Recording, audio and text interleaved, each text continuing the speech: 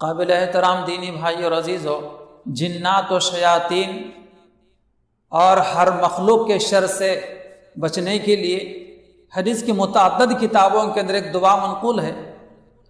अगर हम उस दुआ का एहतमाम करें तो अल्लाह के फजल करम से जिन्नात व शयातीन से, हर मखलूक की तरफ से पहुँचाए जाने वाले नुकसान से और हर शर से हमारी हिफाजत हो सकती है। इसी तरह कोई मुसाफिर रास्ता चलते हुए किसी मंजिल पर रुक जाए और इस दुआ को पढ़ ले तो जब तक वो मुसाफिर उस मंजिल पर रुका रहेगा उस वक्त तक जिन्नात और शयातीन से और हशरातुल अर्ज से, मूज़ी जानवरों के शर से हमारी हिफाजत हो सकती है। वो दुआ ये है, अऊज़ु बिकलिमातिल्लाहि ताम्माति मिन शर्रि मा खलक़।